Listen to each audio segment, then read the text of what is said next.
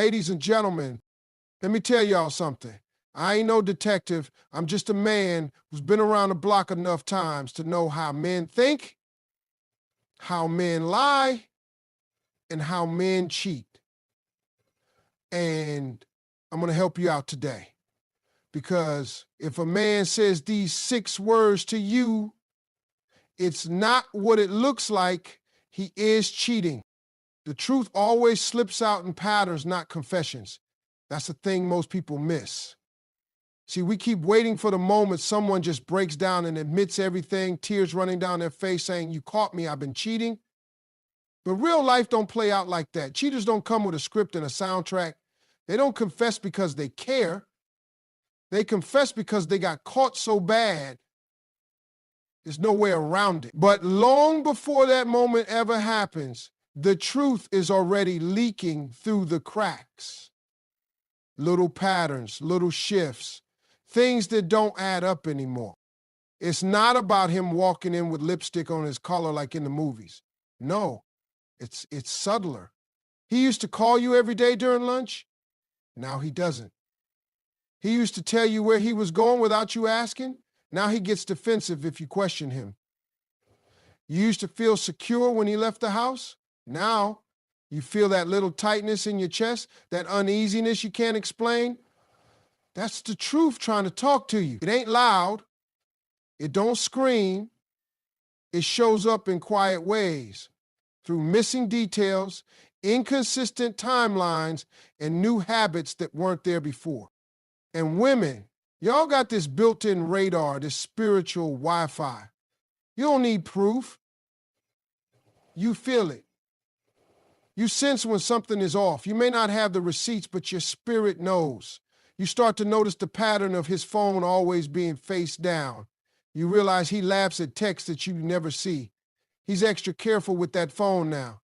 Where it used to be tossed on the couch, now it's in his pocket, in his hand, or in the bathroom with him. See, that ain't confession. That's a pattern. And that's all you need. Men who cheat don't tell the truth. They live around it. They dance around it. And the dangerous part is they'll gaslight you into thinking you're crazy for noticing the dance.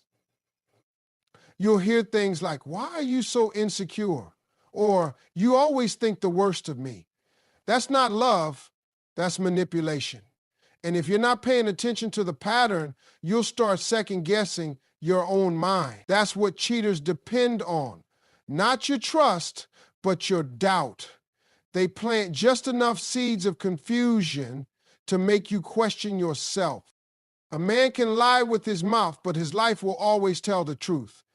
That's where the patterns live. That's where the real story unfolds. Pay attention to how his schedule changes. Pay attention to the energy he brings home. You used to be his peace. Now he walks in the door already irritated. He used to ask how your day was. Now he's too busy scrolling. The intimacy used to be full of passion. Now it feels like obligation, or worse, avoidance. All of that is part of the pattern. And let's be clear, cheating don't start with the physical.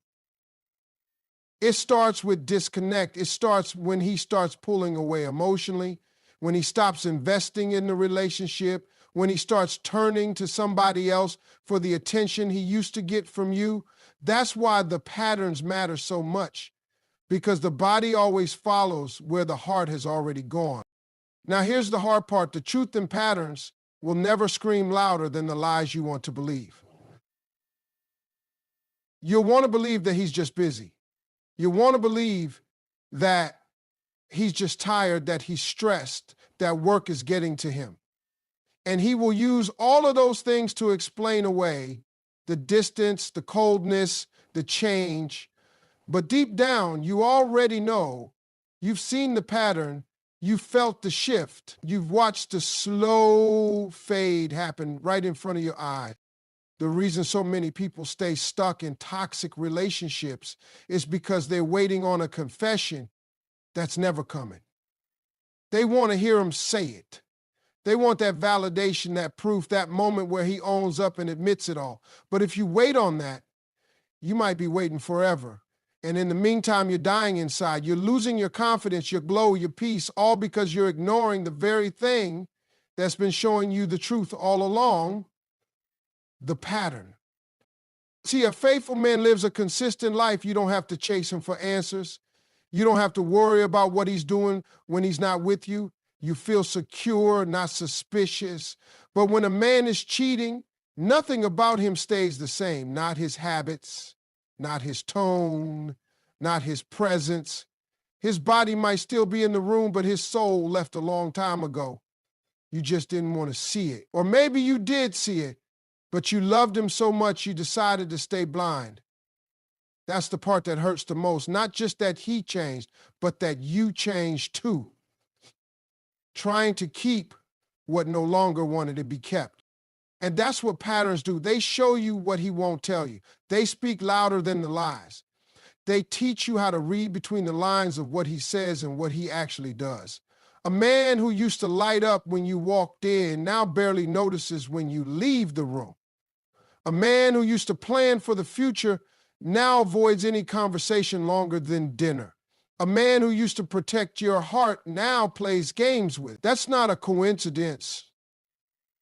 That's not a bad week and a pattern. And when you see enough of it, it's time to stop hoping for a confession and start believing what you already know. A man's words will tell on him if you're paying attention. That's the truth most people overlook. Everybody's looking for evidence in the actions, in the phone records, in the receipts. But I'm telling you, the words he speaks are often the loudest clues. Because a man can try to hide his behavior, but he can't control every word that slips out of his mouth. The mouth always leaks the truth, especially when the heart ain't clean. See, when a man is loyal, his words and actions are aligned. He says what he means and he backs it up. You never feel confused. You never feel like you have to decode what he's saying. But when a man is cheating, his language starts to change, his phrases get vague, his tone gets defensive, and his answers come with just enough holes to keep you guessing. He starts talking in circles, over-explaining simple things, or giving you answers that don't match the question. That's how lies work. They come wrapped in too much or not enough. Pay attention to how a man talks when you ask him normal questions. Before, he used to answer with ease. You say, "What did you do today?" And he'd give you a full, honest answer. Details, places, people. Now you ask that same question, and suddenly his response is flat, just stuff, nothing really. That's not a man who had a boring day. That's a man who's trying not to say the wrong thing. That's a man who's mentally erasing and editing his day before it comes out his mouth. And then there's that word chill. If you start hearing that word too often, I was just chilling. You better lean in close. Chilling is what men say when they're trying to smooth over a hole in the timeline. Chilling is vague enough to cover up anything they don't want you to look into. But don't miss this. When a man ain't hiding anything, he don't need to be vague. He can be detailed. He can tell the story straight without stalling. Now, here's another shift in language that tells on a man. When everything becomes your fault, you start asking questions, and instead of answering, he flips the script. Why are you always tripping? Or you're just being insecure. That's not just disrespectful. It's a tactic. It's designed to make you feel bad for even asking. It's meant to shut you down so he doesn't have to open up. When a man does that, it's not because you're crazy. It's because he's guilty and doesn't want to face it. Then you start to hear those little contradictions. One day he says he was at the gym late. The next time you bring it up, he says he was at his boy's house. The stories don't match, but when you catch it, he gets defensive. He says, "You're always looking for something." No, you're not always looking. You're just starting to listen more carefully. And the lies don't hold up under pressure. That's the thing about lying. It takes memory. Telling the truth, that just takes honesty. When a man is cheating, he starts slipping certain words into the conversation that don't belong. You'll hear him say things like, "I just need space," or "I feel like we're not connecting like we used to." Those are not always signs of emotional growth. They're warm-ups for an exit strategy. He's testing your reaction. He's laying the groundwork. That's what cheating men do. They don't just leave suddenly. They talk their way out of the relationship, piece by piece, word by word. You also have to watch how his language changes when he talks about the future. A man who's committed says we. A man who's stepping out starts saying I. I'm thinking about moving. I might take that job. I just need to do me for a while. That shift in pronouns isn't just grammar, it's mindset. He's emotionally distancing himself, and his words are showing you before his actions even catch up. You just got to listen close. Another sign is how quickly he changes the subject. You ask him a direct question, and suddenly he's bringing up something you did 3 months ago. That's a diversion. That's an attempt to throw you off. A guilty man knows how to redirect so well, he'll have you apologizing to him while he's out here doing wrong. His words become a maze, and if you're not careful, you'll get lost in it. There's also the overcompensation, the sweet talk out of nowhere. When a man starts flooding you with compliments at random or suddenly becomes overly affectionate when he's usually not, that can be a signal. See, cheating brings guilt, and guilt shows up in random attempts to cover the stench of betrayal. He thinks if he says, "You're the only one for me," enough times, it'll make up for the fact that he's been entertaining someone else. But real love is consistent. Real love don't show up just because he feels guilty. It shows up because he's committed. And let's not forget the silence. Sometimes the most dangerous words are the ones he stopped saying. He used to say, "I love you" regularly. Now you hear it less and less. He used to check in during the day. Now his messages are short, delayed, or dry. Silence can scream just as loud as a lie. When a man starts pulling back on his words, it's because he's already given those words to someone else. The hardest part is, most of the time, you hear it, you just don't want to believe it.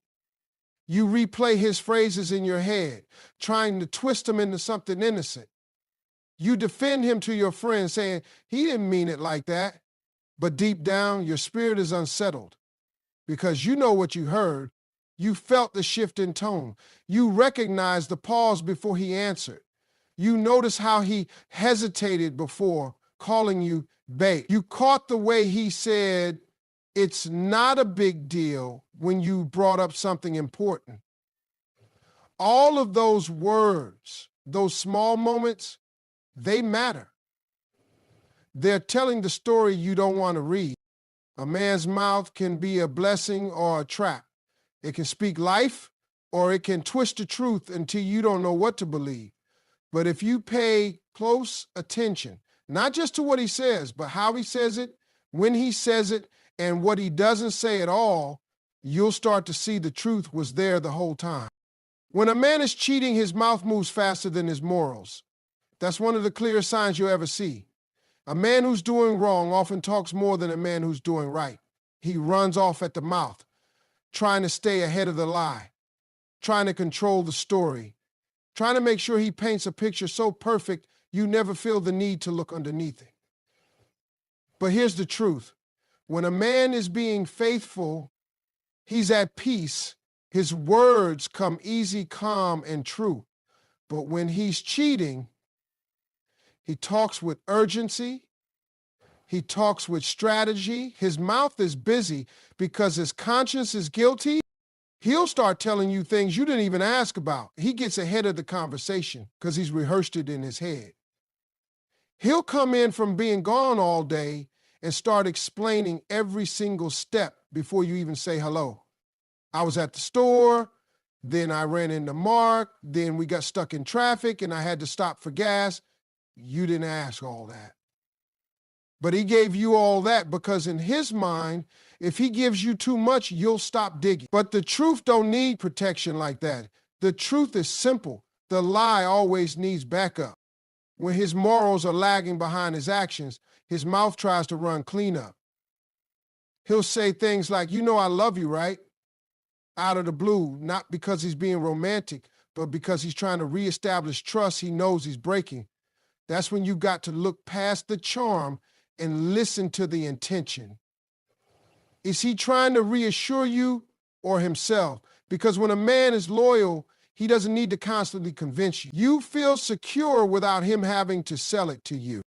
He starts using language that sounds responsible on the surface, but is really just a cover-up. "I've been working late. I've been trying to focus on myself. I just need some time to think." All of that sounds noble until you realize it's code for distance. And that distance has a reason.